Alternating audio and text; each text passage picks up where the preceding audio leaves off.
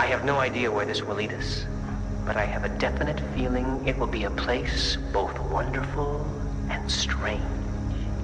Alright, Cyril. Hello, I'm Sean Baker. Welcome to a special edition of Evolution of the Arm. So, I went to the 25th annual Twin Peaks Festival this year. Went with my friends Brown and Tim. We had gone in 2000. Our friend Jack, who also went in 2000, couldn't make it this time, but he was with us in spirit. We had a great time. Drove in North Bend in time to get to the celebrity dinner on Friday night, and it was just fantastic. Sabrina Sutherland, the executive producer of the show, was there and spoke. She was specifically asked, one of the questions was, how many people have actually read the script? So, just so you're aware, so when David and Mark wrote, they submitted what they had to Showtime. Mark went to write his book. David actually continued writing some more. And then we continued writing while we were shooting a little more. So, the actual full thing, the editors, script supervisor, probably some of the keys, production designer, DP, those kind of people. So the crew, certain key crew people were able to read the script. We had scripts on set that were under lock and key, so if you had to look at something, you could do that. So there are many people who actually did read the script, thankfully, and NDA, thank you. They did not reveal what was there, but there are more people than just a few of us. But I will say that they only read what we shot. They didn't read like everything.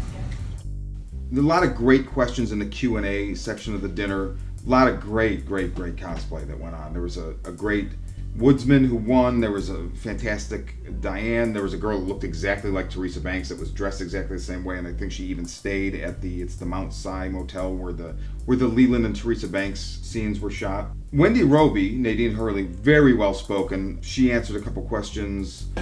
What's different? What is different? Well, we're older. And Twin Peaks is bigger because it isn't just Twin Peaks, it's other places as well. So it's hard to talk about it. You don't want to give anything away. But I think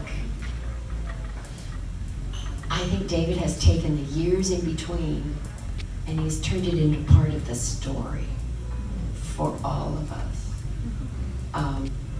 And so I'm enjoying that. And of course, before, it was just before. But yeah, it's the passage of time and it's expanded. It's so much bigger. I mean, it's other places, it's the universe, it's the past, it's, the beginning of life. And I mean, it's as big can be.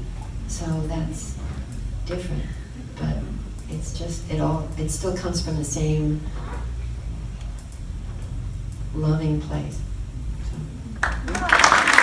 Next day, they had the high school in North Bend, was like a check-in and a vendor area. Really cool stuff there.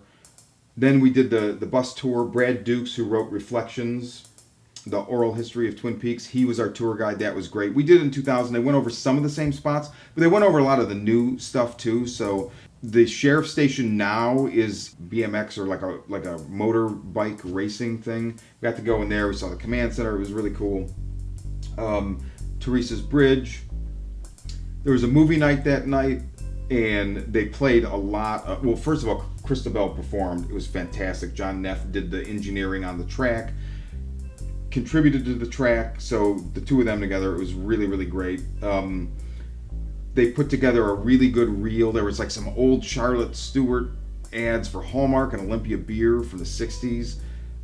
There was a great Blue Bob, the John Neff, David Lynch album, which I'm a huge fan of. There's a great promotional video for that it was just so strange and very industrial.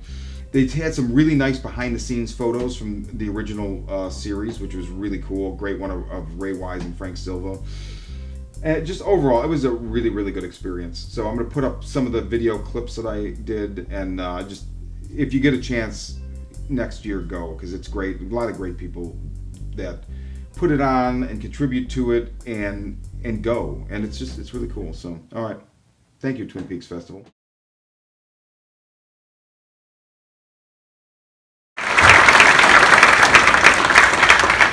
I don't know how to follow it.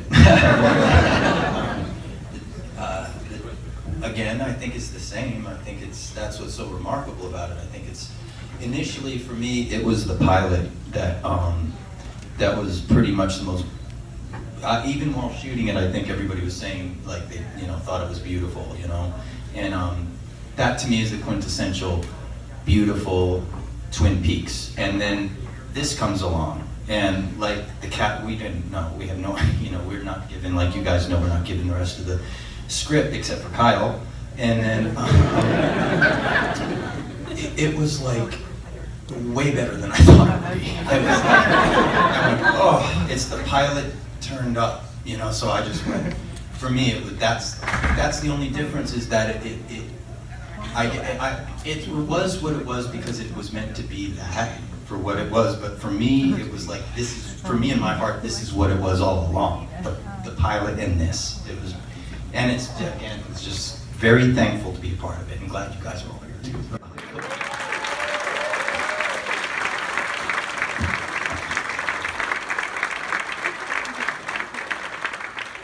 All right, thank you guys so much.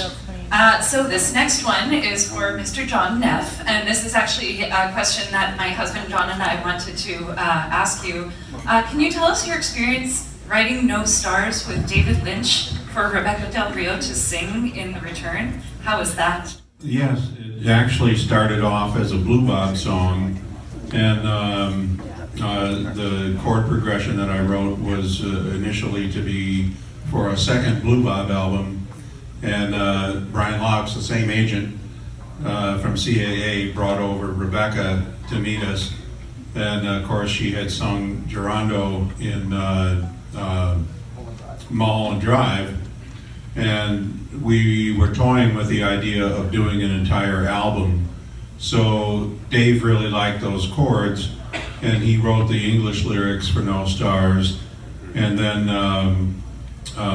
Rebecca wrote a Spanish translation, and she wrote the vocal melody.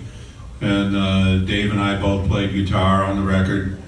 And I played the Guitarchestra, which is a big guitar-driven synthesizer rig, orchestral rig, and drums, and recorded it and mixed it. And it sat on the shelf for quite some time, but there's a version of it on Rebecca's Love Hurts, Love Heals album from 2011, and then the version, it's a different master, but the version that you hear in the TV series was something that we did some years ago. It was really an amazing experience, and David is a creative genius.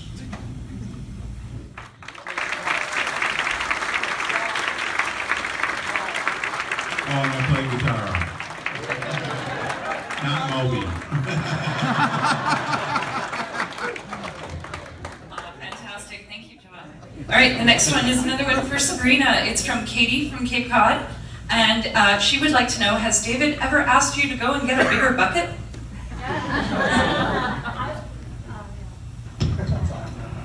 I'm so used to not using a microphone and just yelling at everybody. I will say David has yelled at me for many things, but never for a bigger bucket.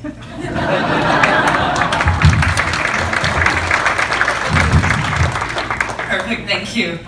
This next one is for Al, and it's from Peter from San Jose. And the question is there a different mood in the Red Room set, or is it like any other Twin Peaks shoot? Is it different being inside the Red Room as opposed to shooting at a different location? In some ways it is very different. In other ways it's exactly the same. Because all the things are there. The camera's there, David's there, you're supposed to know your lines and hit your mark. And so in that respect it is the same. However, there has grown over the years since did Fire Walk with Me in a Red Room scene, that the room has developed an aura about it. Thank you so much. All right, this next one is for anybody that's in the new cast, and it is from John from Portland. We all know that guy. Portland John. If you could play a character from the original cast, who would it be? We'll start with Jeremy down here. There we go. Albert Jeremy! Good evening. From the original cast, it's very hard to... Okay. I'm a large man. Yes. I wouldn't replace anyone from the original cast. These guys were legends to me, as I assume they're legends to you. And the show is a strange, mix of kind of perfection to me that has hit all these sweet spots that were very important. This show was formative to my, decisions to be an actor, and what I wanted to do with my life. Part of this show has been important to me for 25 years, and I wouldn't replace it. I wouldn't change it. I think I could have been, a little bit better than Ted Raimi in that part. But other than that, I know Ted Raimi. But other than that, no. I'm glad that I got to be where I am now, and I'm glad that it happened to me later in life than when I was young and thought I deserved it. And now, I'm a little bit older, I've had to work a little harder, and I appreciate it more. And I love being up here and being able to talk to you guys now and being able to meet heroes of mine. So, thank you very much.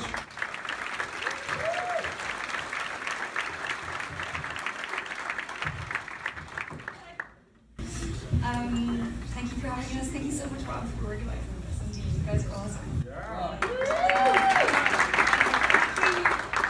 Thanks to the Twin Peaks family. You guys have been so nice to me anyway in social media and things and welcoming me. Thanks so much. If I was to play someone other than Candy, I would hate that because I love playing her so much. But if it had to be someone, I'd like to play Cooper.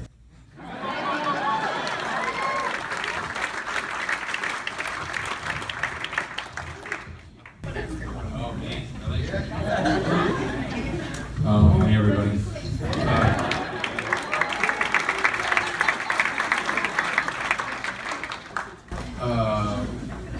I was like a huge Albert fan, like Albert.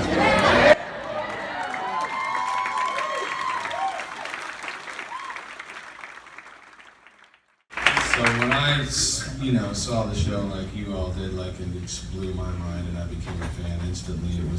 It was Albert that really resonated with me. He was my favorite. But as Jeremy said, yeah, there's no one else but Miguel that could have played that role. So, Reverend. Thank you. All right. What? Anyway, so yeah, that's it. Does that answer the question? Yeah. Thanks everybody for coming here. This is just mind blowing. This is brand new to me, and I'm like Amy said, it's just like everybody's so great on social media. They're just so, everybody is, David said, like when I rapped, he said, you're part of the family now. And that, it's just one of the greatest things anybody's ever said to me. I mean, this has been like a dream. It's been, it just isn't even real to me. I mean, it's like Mike TV, like stepping inside the TV or something. I mean, the idea that this show is so influential to me and such a huge part of, as an artist, the idea is just so comforting to know that somebody, like David Lynch and Mark Frost could like make a show in Sabrina, that could make a show that sort of changed the way, we think about like what art can be, and then the idea that I can participate in it is just mind-blowing to me. So anyway, hey, thanks.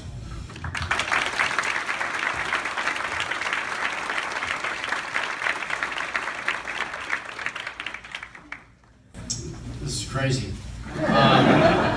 No, I would probably play Bob. No, just because like throughout my whole acting career, I just find that like villains are so beautiful in and of themselves, of the darkness, and you know the number one rule when acting is play your positives. And so you know to be an evil entity, but to find that positive through line, I find that's so poetic and beautiful. But again, no one can replace the actor that played Bob. No one can replace any of the actors that played the original characters. David is a genius, and he knows exactly what he wants. And so, you know, yeah, I'm just blessed to be sitting here with all these people.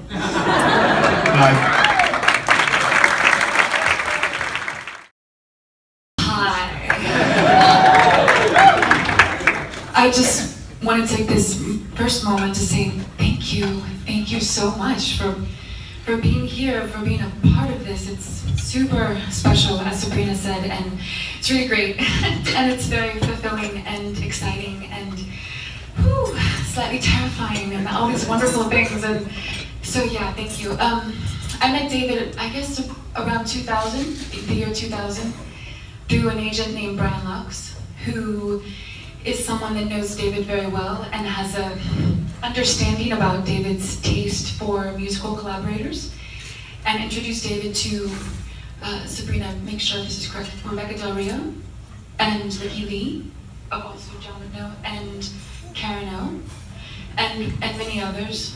And I was one of the people that he met, and he said, hey, I think David might want to work with you. And I'm forever grateful for that intuition that he had, and he made the introduction, and then we wrote a song together that day, and that's how I met David.